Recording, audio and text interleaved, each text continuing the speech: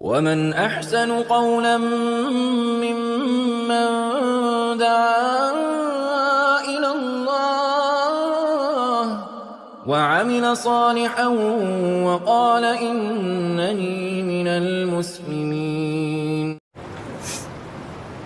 الحمد لله نحمده ونستعينه ونستغفره ونعوذ بالله من شرور أنفسنا ومن سيئات أعمالنا. من يهده الله فلا مضل له ومن يضلل فلا هادي له وأشهد أن لا إله إلا الله وحده لا شريك له وأشهد أن محمدا عبده ورسوله. يا أيها الذين آمنوا اتقوا الله حق تقاته ولا تموتن إلا وأنتم مسلمون. يا أيها الناس اتقوا ربكم الذي خلقكم من نفس واحدة وخلق منها زوجها وبث منهما رجالا كثيرا ونساء واتقوا الله الذي تساءلون به والأرحام إن الله كان عليكم رقيبا. يا أيها الذين آمنوا اتقوا الله وقولوا قولا سديدا يصلح لكم أعمالكم ويغفر لكم ذنوبكم ومن يطع الله ورسوله فقد فاز فوزا عظيما. أما بعد فإن خير الحديث كتاب الله وخير الهدي هدي محمد صلى الله عليه وسلم وشر الأمور محدثاتها وكل محدثة بدعة وكل بدعة ضلالة وكل ضلالة في النار. أعوذ بالله السميع العليم من الشيطان الرجيم. بسم الله الرحمن الرحيم. لقد كان لكم في رسول الله أسوة حسنة. وقال تعالى في موضع آخر فلا وربك لا يؤمنون حتى يحكموك فيما شجر بينهم ثم لا يجدوا في أنفسهم حرجا مما قضيت ويسلموا تسليما. وقال تعالى قل إن كنتم تحبون الله فاتبعوني يحببكم الله ويغفر لكم ذنوبكم والله غفور رحيم. رب اشرح لي صدري ويسر لي أمري واحلل عقدة من لساني يفقهوا قولي.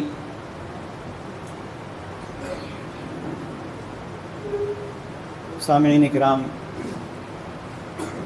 بزرگوں، دوستوں اور خواتین ملت اسلامیہ،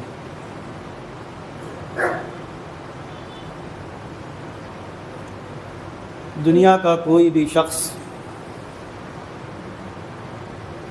جو کسی بھی دین اور دھرم اور مذہب کو ماننے اور اختیار کرنے کا دعویٰ کرتا ہو، اس کو اسی وقت اس دین والا اور اس دین کا پیروکار مانا اور سمجھا جاتا ہے جب وہ اس دین اور مذہب کے اصول و ضوابط کی پابندی کرتا ہو اور اس دین میں وہ جس کو اپنا رہنما اور ہادی مانتا ہے اس کے بتائے ہوئے طریقے کے مطابق زندگی گزارتا ہو۔ اگر وہ ایسا کرتا ہے تو مختلف ادیان و مذاہب کے ماننے والے اس مذہب کی طرف منسوب سمجھے اور مانے جاتے ہیں، اور وہ اگر اس مذہب کے اصول و ضوابط کو نہ مانتے ہوں تو ایک عام شخص بھی یہ کہہ دیتا ہے کہ یہ اپنے دعوے میں سچا نہیں ہے، یہ اپنے دعوے میں جھوٹا ہے، جس دین اور مذہب کو یہ ماننے کی بات کرتا ہے وہ بات اس کی صحیح اور درست نہیں۔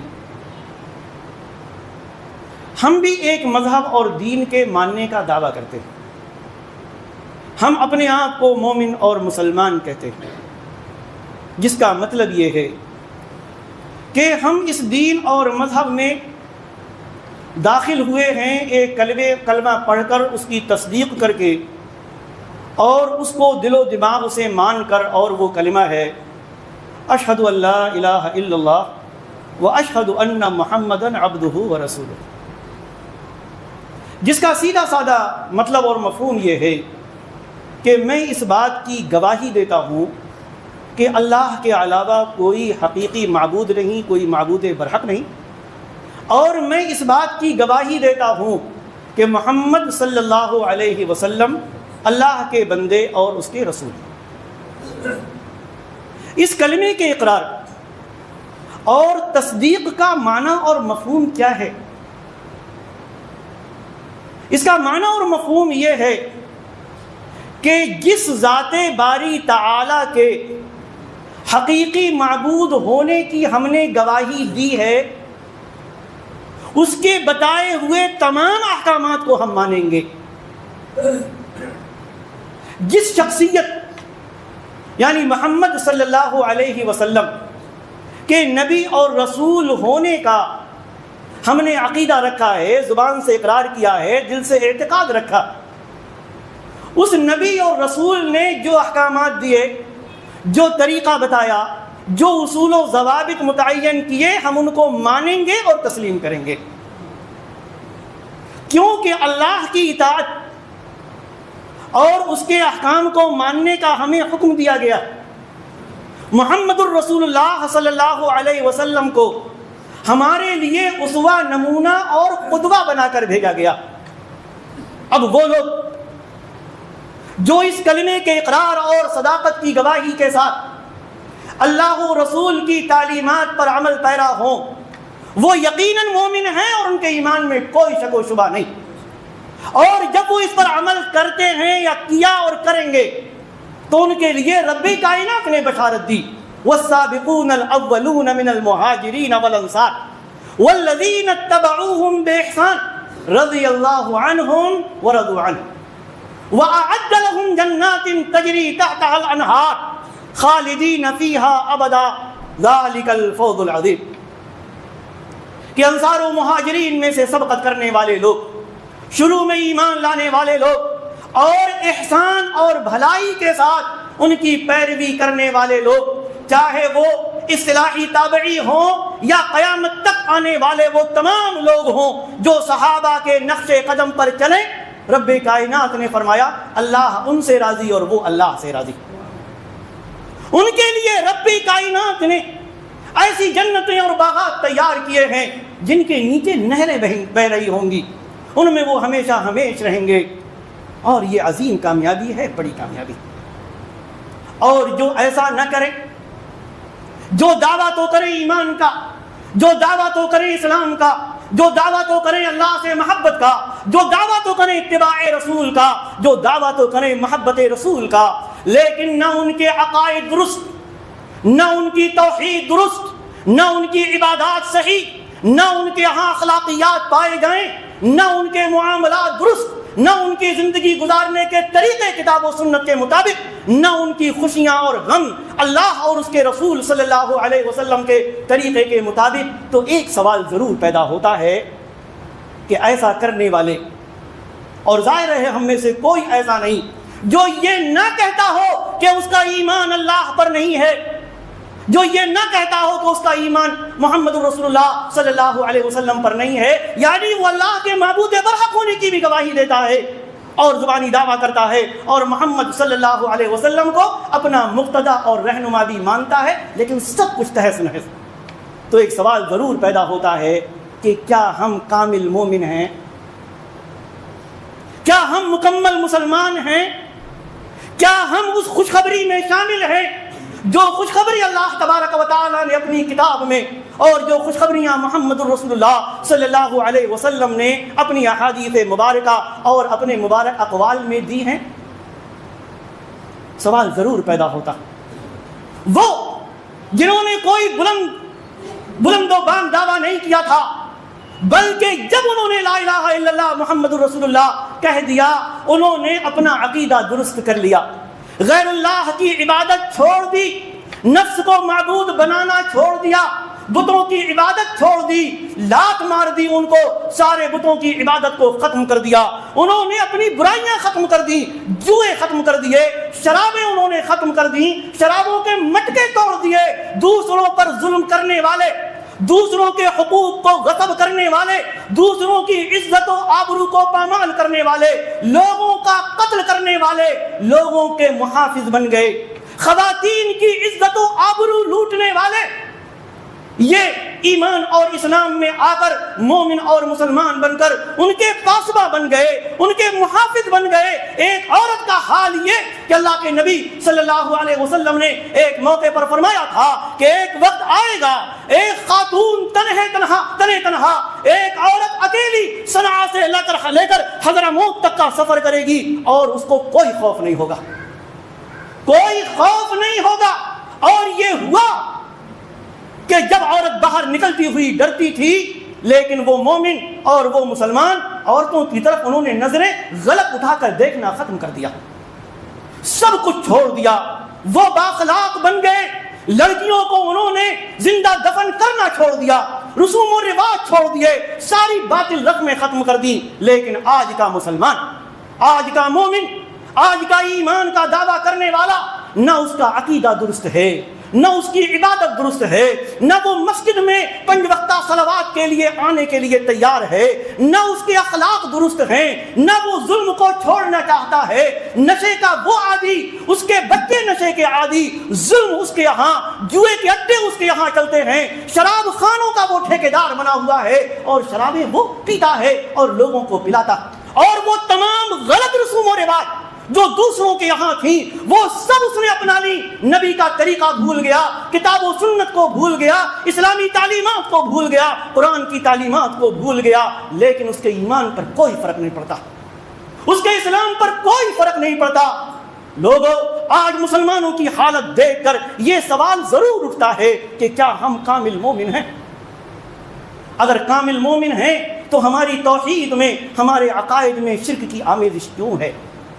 اگر ہم کامل مومن ہیں تو اتباع رسول میں بدعات کہاں سے آ گئی؟ اگر ہم کامل مومن ہیں تو منشیات ہمارے یہاں کہاں سے آ گئیں؟ اگر ہم کامل مومن ہیں تو غلط رسوم و رواج ہمارے یہاں کہاں سے آ گئے؟ اگر ہم کامل مومن ہیں تو دوسروں کے حقوق ادا کرنے کے بجائے ان کے حقوق غصب کیوں کرتے ہیں؟ اگر ہم کامل مومن ہیں تو جھوٹی گواہیاں کیوں دیتے ہیں؟ غلط فیصلے کیوں کرتے ہیں؟ غلط لوگوں کا ساتھ کیوں دیتے ہیں؟ اگر ہم کامل مومن ہیں تو ہم اپنی زبان سے، اپنی اعضاء سے، اپنے ہاتھ اور پیر سے دوسروں کو تکلیف کیوں پہنچاتے ہیں؟ گریبان میں منہ ڈال کر سوچنے کی بات ہے۔ آج مسلمان کی زندگی کا کوئی بھی شعبہ اگر دیکھا جائے تو کتاب و سنت کے اس طریقے پر نہیں جو طریقہ اللہ اور اس کے رسول محمد صلی اللہ علیہ وسلم نے اہل ایمان اور اہل دنیا کے لیے قائم کیا اور متعین کیا۔ بہت ساری چیزیں مل جائیں۔ آج ایک چیز کا تذکرہ کرنا چاہتا ہوں۔ ہم مختلف مواقع پر خوشیاں مناتے ہیں، مختلف تقریبات ہمارے یہاں ہوتی، عقیقے کی تقریبات، شادی کی تقریبات اور دوسری تقریبات۔ کیا واقعی ان تقریبات میں، خاص طور سے شادی بیاہ میں، ہم انہی اصول و ضوابط پر کاربند ہیں جو اصول و ضوابط قرآن اور سنت نے متعین کیے؟ اللہ کے نبی صلی اللہ علیہ وسلم نے فرمایا، یا معشر الشباب من استطاع منکم الباءۃ فلیتزوج فإنہ اغض للبصر واحسن للفرج۔ کہ اے جوانوں کی جماعت، تم میں سے جو شادی کے لائق ہو اس کو شادی کر لینی چاہیے، یہ اس کی عفت و عصمت کی حفاظت کرے گا۔ نہ پیسے کا ذکر، نہ دولت کا ذکر، نہ فیوچر روشن اور برائٹ کرنے کا ذکر۔ آج شباب کہاں رہ گئے شادی کرنے والے؟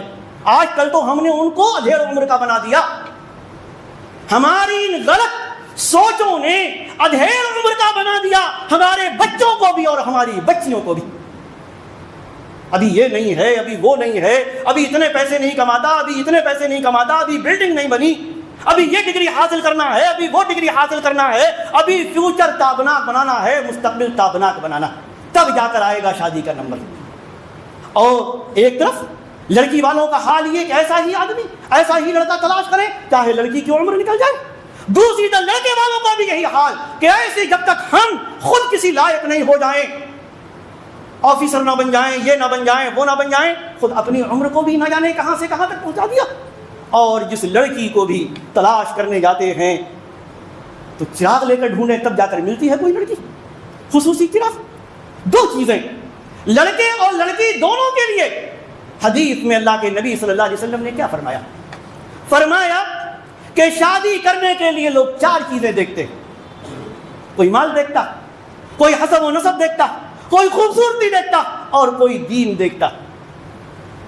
تم دینداری کو اختیار کرو، دیندار عورت کا انتخاب کرو، کم پڑھی لکھی ہو چلے گی، کم خوبصورت ہو چلے گی، بڑا خاندان نہیں ہے چلے گی، غریب چلے گی، حسب و نسب نہیں ہے چلے گی، مال و دولت کی مالک نہیں ہے چلے گی، لیکن ہونی چاہیے دیندار۔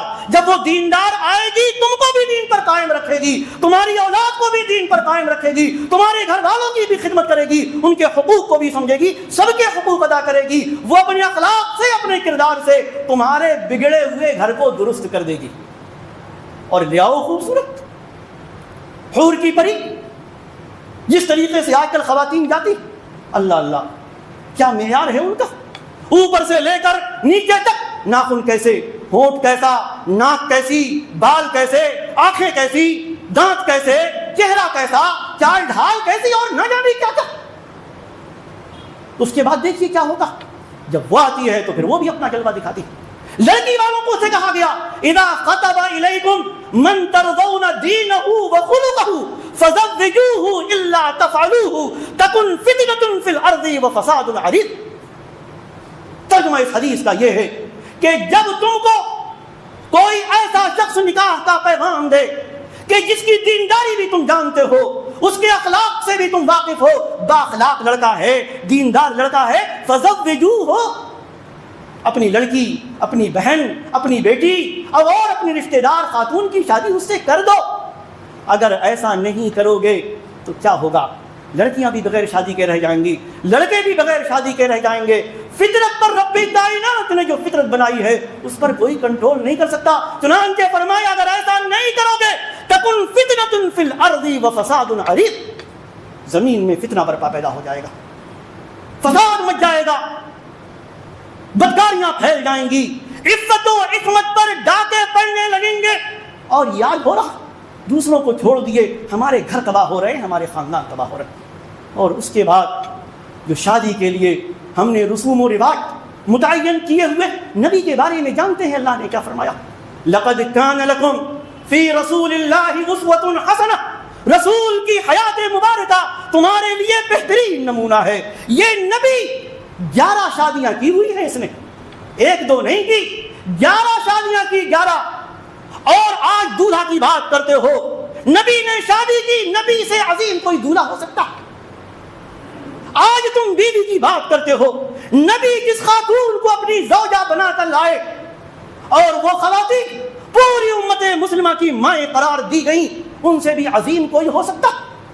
چاہے وہ اماں خدیجہ الکبریٰ ہو، چاہے وہ مائی عائشہ ہوں، چاہے وہ اماں صفیہ ہوں، چاہے وہ جویریہ ہوں، ام سلمہ ہوں، زینب بنت جحش ہوں، زینب بنت خزیمہ ہوں، یا جو بھی ازواج مطہرات آپ کی مائیں، ہماری مائیں، آپ کی بیویاں، ان سے عظیم کوئی ہو سکتا؟ لیکن کیا نبی نے اپنی شادی میں وہی تکمیل کیے جو آج ہم کر رہے ہیں؟ رشتے کے طے ہونے سے لے کر شادی تک جو کچھ ہم کر رہے ہیں اس کا ثبوت ہم کتاب و سنت میں کہیں سے تو لے آئیں۔ منگنی کی رسمیں پہلے گھروں میں ہوتی تھی، اب باقاعدہ شادی ہالوں میں ہو رہی۔ شادی ہالوں میں منگنی کے بعد ایک رسم، پتہ نہیں آپ کے علی گڑھ میں ہے کہ نہیں، تاریخ متعین کرنے کی رسم ہوتی تھی، اس میں بھی سینکڑوں لوگوں کی دعوتیں، اور اس کے بعد بارات میں جو ہنگامہ اور طوفان بدتمیزی بپا ہوتا ہے وہ کہیں بھی اسلام سے میل نہیں کھاتا۔ محمد الرسول اللہ صلی اللہ علیہ وسلم کی حیات طیبہ سے میل نہیں کھاتا۔ نبی نے 11 شادیاں کی، کیا دولہا بننے کا وہی طریقہ اختیار کیا جو آج ہم کر رہے ہیں؟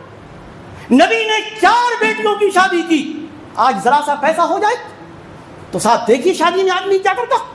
نبی کے ایک داماد ہیں حضرت ابو العاص بن ربیع رضی اللہ عنہ, ایک داماد ہیں علی بن ابی طالب رضی اللہ عنہ. دونوں کا بڑا مقام و مرتبہ ہے, پیسہ کچھ کم ہو سکتا, لیکن ایک ایسا بھی داماد ہے جو پورے صحابہ کرام میں سب سے زیادہ مالدار, اور اس کا نام ہے عثمان بن عفان, جس کی مالداری کا عالم یہ ہے کہ جب مدینہ میں رسول اکرم صلی اللہ علیہ وسلم تشریف لائے, کوئی میٹھا پانی نہیں تھا کہ جس کو مسلمان استعمال کرے. ایک کنواں تھا, وہ بھی یہودی کے قبضے میں. فرمایا من حفر بئر روما فلہ الجنہ. وہ کوئی اور نہیں تھا, آپ کا داماد عثمان بن عفان ذو النورین تھا, جس نے بے شمار دولت دے کر اور وہ کنواں اس یہودی سے لیا اور مسلمانوں کے لیے وقف کر دیا. آج اس دولت پر ہم اور آپ نازا ہوتے.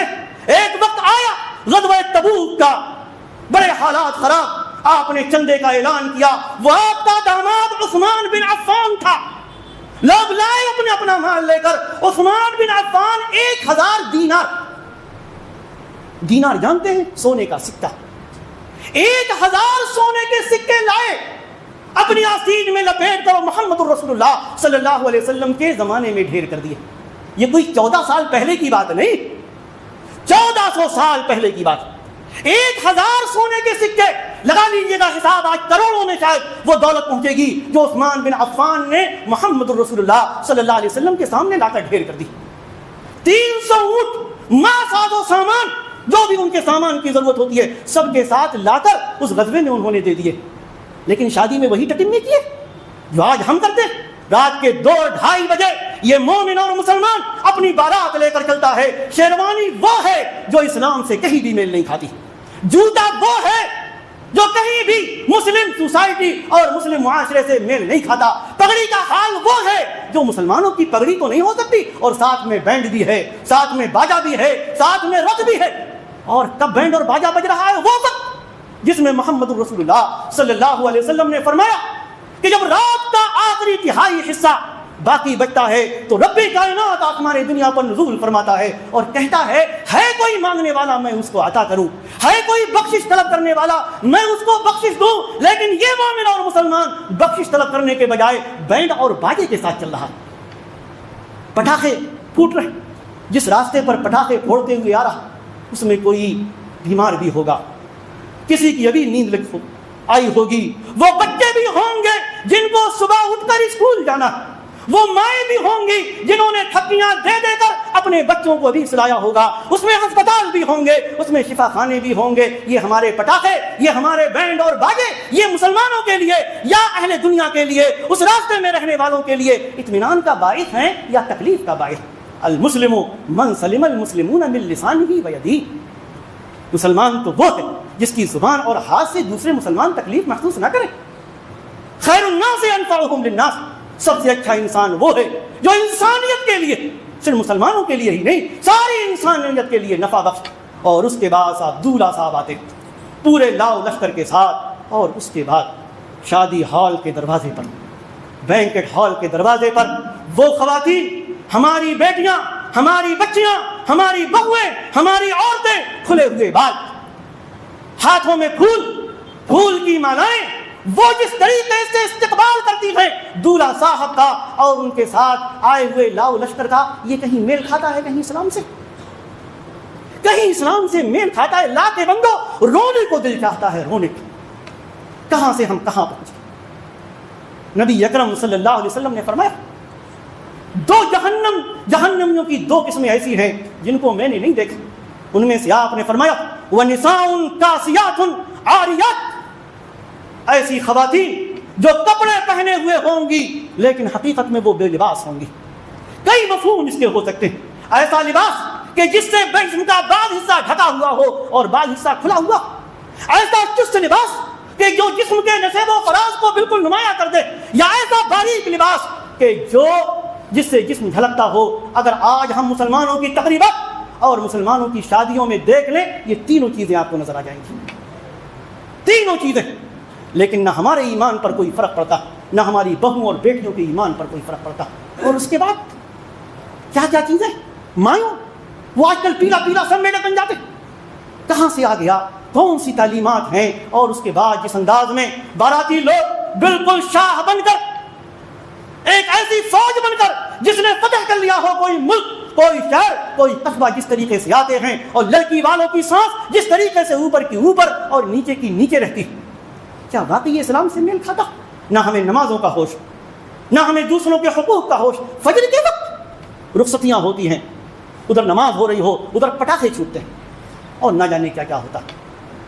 کہنے سے زیادہ آپ سب اور ہم سب جانتے ہیں۔ کہنے کا مطلب یہ ہے کہ اگر ہمارا یہی ایمان ہے، اگر یہی ہمارا اسلام ہے، ہمارا یہی ایمان اور اسلام اگر ہم کو اسی طرح کے غیروں کی مشابہت میں یہ رسوم و رواج کرنے کی اجازت دیتا ہے، تو سوال ضرور پیدا ہوتا ہے کہ کیا واقعی ہم کامل مومن ہیں؟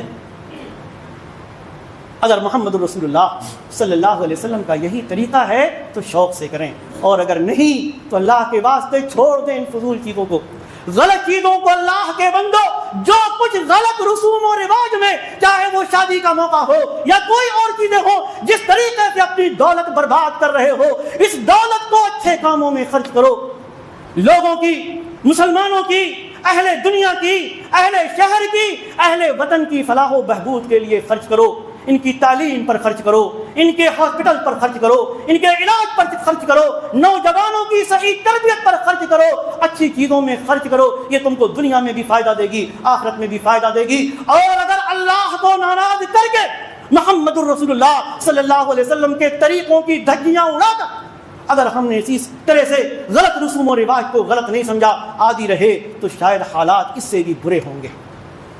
ان اللہ لا یغیر ما بقوم حتی یغیروا ما بانفسهم۔ اللہ تعالیٰ اس قوم کی حالت اس وقت تک نہیں بدلتا جب تک خود اس کو احساس نہ ہو کہ ہمارے یہاں یہ غلط چیزیں پائی جا رہی ہیں، ان کو ختم ہونا چاہیے۔ اللہ تبارک و تعالیٰ ہمیں نیک عمل کی توفیق عطا فرمائے، کتاب و سنت پر عمل کی توفیق عطا فرمائے، ہماری خواتین کو صحیح سمجھ دے، ہمارے نوجوانوں کو صحیح سمجھ دے۔ رب کائنات ہمیں دنیا والوں کے لیے اچھے اصول و ضوابط پیش کرنے کی توفیق عطا فرمائے۔ رب کائنات ہمیں دنیا والوں کے لیے ضرر رساں نہ بنائے، ان کے لیے مفید بنائے۔ رب کائنات ہمیں ہر قسم کی شورش سے محفوظ رکھے۔ رب کائنات اس ملک کو امن کا گہوارہ بنا دے۔ اللہ تبارک و تعالی ہمارے ملک کے باسیوں کو، چاہے وہ کسی بھی مذہب کے ماننے والے، سب کو امن و امان کی پاسداری کرنے والا بنا دے، ایک دوسرے کے حقوق کی پاسداری کرنے والا بنا دے، ایک دوسرے کی رعایت کرنے والا بنا دے، ایک دوسرے کے ساتھ اچھی اخلاق سے پیش آنے والا بنا دے۔ رب کائنات ہم سب کو، سارے اہل وطن کو ان تمام چیزوں سے محفوظ رکھے جو دوسروں کے لیے پریشانی کا باعث ہوں۔ اللہ تبارک و تعالی ہمیں دنیا اور آخرت دونوں میں عزت عطا فرمائے، ذلت و رسوائی سے محفوظ رکھے۔ آمین۔ بارک اللہ لنا ولکم فی القرآن العظیم ونفعنی وإیاکم بالآیات والذکر الحکیم، انہ تعالی جواد کریم ملک بر رؤوف رحیم۔